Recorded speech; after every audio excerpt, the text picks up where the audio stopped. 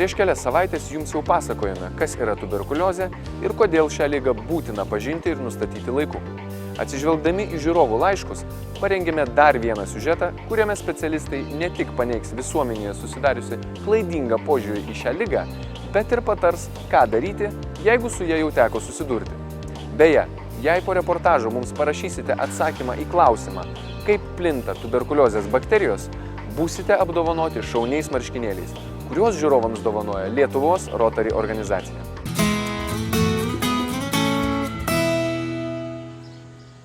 Kas yra tuberkuliozė ir kodėl šią ligą svarbu laiku pastebėti ir pradėti gydyti, jau kalbėjome prieš keletą savaičių.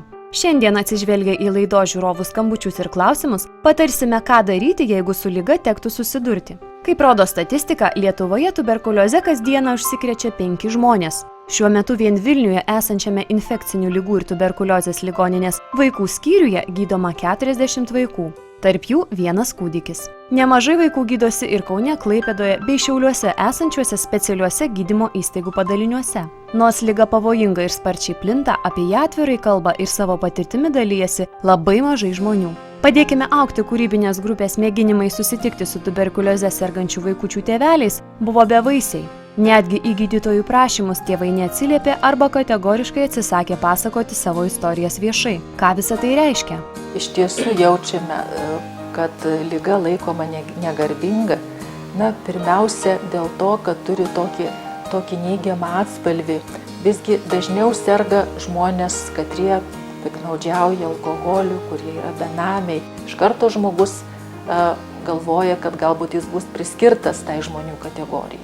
Kitas dalykas, visgi liga yra užkrečiama ir žmogus jaučia, kad jo gali pradėti kiti vengti.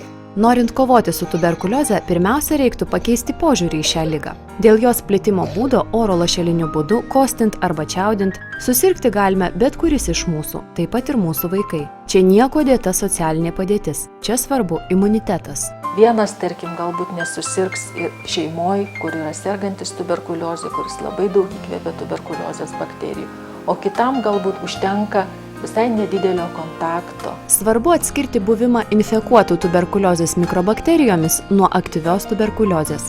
Įsivaizdavimas, kad visi tuberkuliozės bakterijų įkvėpia vaikai ar suaugusieji yra ligos nešėjai, yra klaidingas. Iš tiesų jie nesukelia jokio pavojaus aplinkiniams.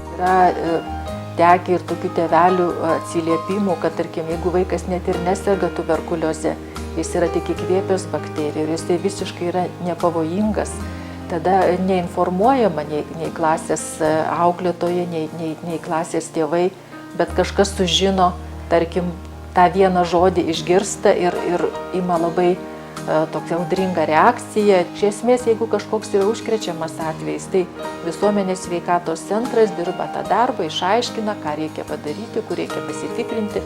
Jeigu nėra to signalo, tai be abejo nėra ir tos rizikos, nėra ir grėsmės.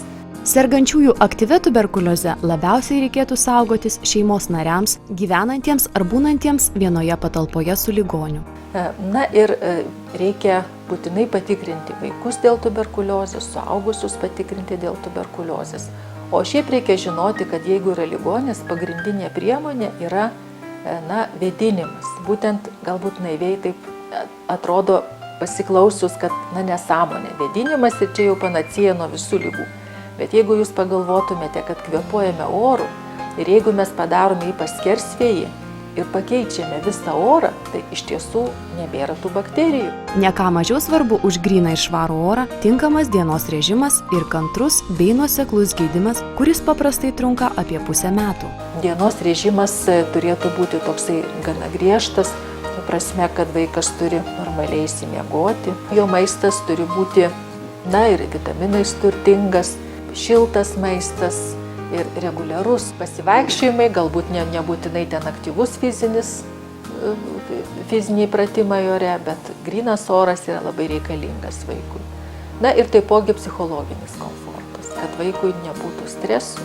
Kadangi ligos gydymas yra varginamai ilgas, būna atvejų, kad pajutę pagerėjimą ligoniai gydymą nutraukia. Tokie atvejai labai pavojingi, nes taip vystosi vaistams atsparios tuberkuliozės formos.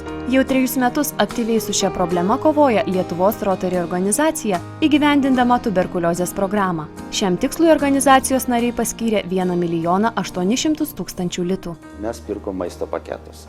Tai tie maisto paketai, jie susidantis ten iš 20 litų sumos, tai yra ir kruopos, makaronai, ten aliejus, muilas, bet vienaip ar kitaip tai labai svarbu ir paaiškinsiu trumpai kodėl. Kadangi reikia tą ligą gydyti nepertraukiamai.